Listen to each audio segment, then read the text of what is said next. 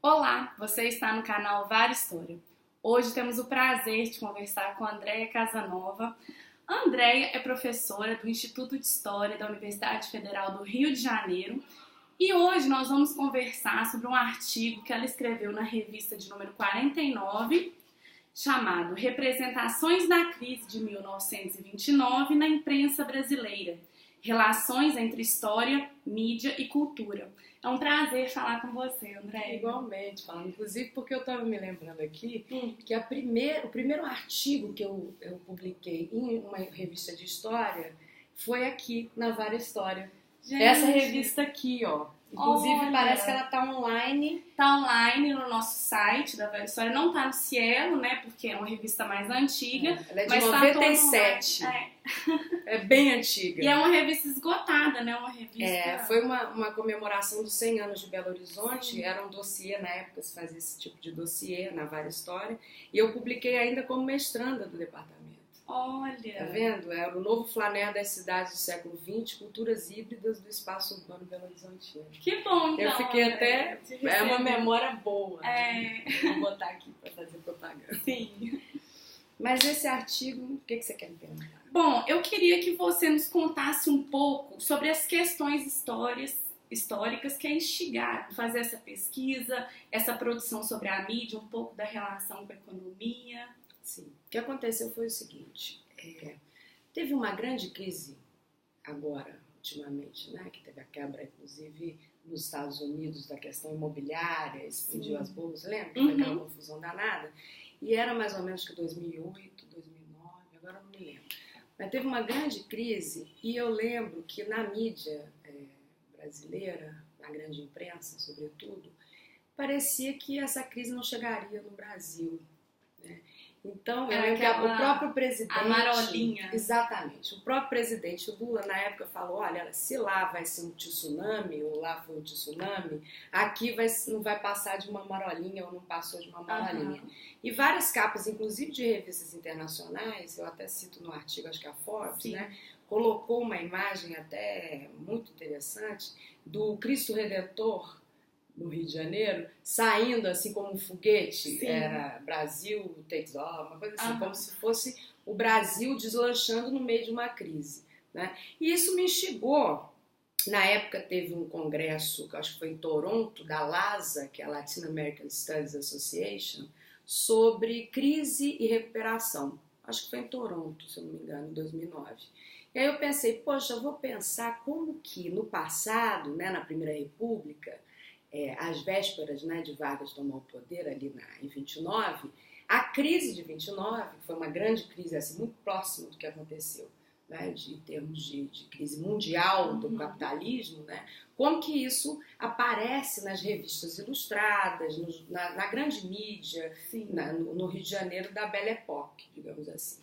Até porque é um tipo de pesquisa que depois eu vim até a me aprofundar mais, né, sobretudo no caso das revistas ilustradas, pensando o mundo do trabalho nessas revistas, como que isso aparece, essas imagens dos trabalhadores, das fábricas, enfim, dessa dinâmica aí do capitalismo do ponto de vista dos subalternos, das classes subalternas. Inclusive, eu até vou fazer propaganda aqui de um livro que saiu o ano passado, ó, O Mundo do Trabalho nas páginas das revistas ilustradas, que é justamente um dos desdobramentos dessa pesquisa que eu tenho feito com impressos, né, no Rio de Janeiro, sobretudo nesse período aí da chamada Belle Époque, né, na Primeira República. Né? E aí eu fui, então, atrás dessa crise nos jornais.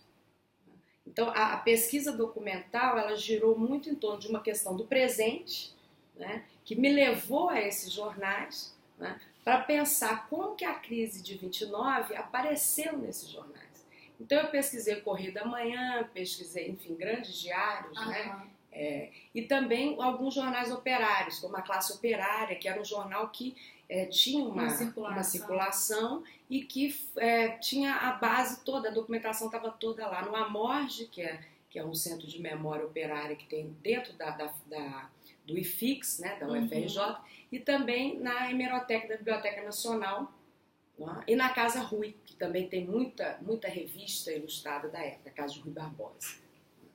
Então foi isso. Aí fui até esses jornais, com meus bolsistas, claro, me auxiliando, né? Nos dividimos assim e produzimos esse texto pensando como que a crise, né, aparecia muito mais como a crise interna, a crise do café, que foi uma questão, né? E como se fosse uma crise só ali de São Paulo.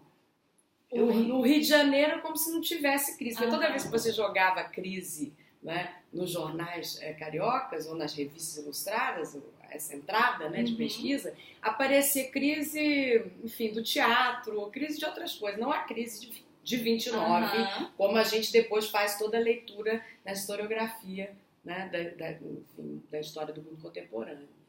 Legal. Quais os cuidados que o historiador deve ter para trabalhar com a imprensa como fonte? Isso é uma questão fundamental, né?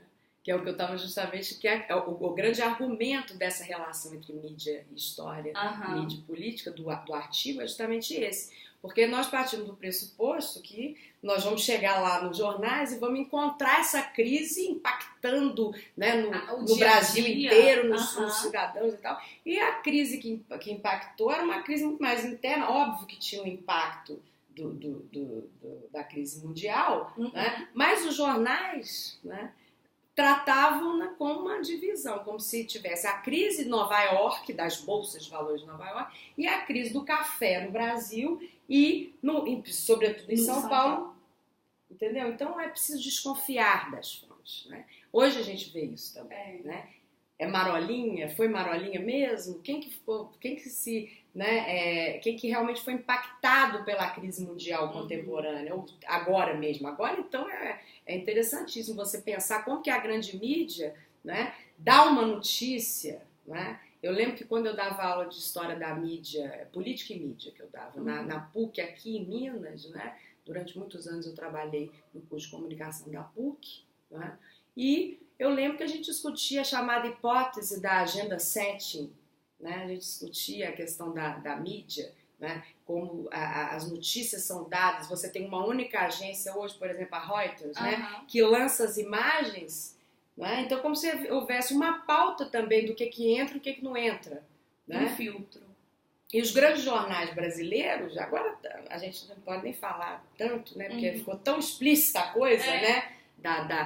Do que a gente já nem falava mais, mas que vai ter que voltar a falar, que é a questão da manipulação, né? Como que você tem uma leitura, né, que passa por essa pauta internacional do que entra, né? E às vezes, por exemplo, você tem jornais que a gente sabe tudo está acontecendo nos Estados Unidos, né? E no Rio, por exemplo, em São Paulo, e não sabe nada que está acontecendo aqui do lado, no Chile, na Argentina, na Venezuela, ou uma leitura absolutamente atravessada, carregada da subjetividade, tanto do jornalista, né, mas também do editor, dos interesses, né, econômicos, de quem que compra, né, a propaganda daquele jornal, etc. Então, nós ficamos muito, né, à mercê, né, das mídias, das novas mídias, sobretudo, né, dos blogs, né, das mídias que a gente chama de alternativas ou mídias independentes.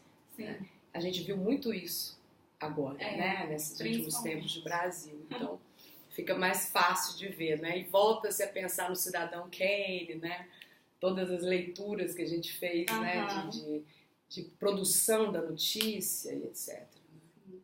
Andréia, é muito bom conversar com você. Obrigada por ter aceitado o convite da Várias Histórias. Obrigada a vocês. Estou às ordens. Sempre precisar. Muito obrigada. Continue assistindo o nosso canal. Até mais.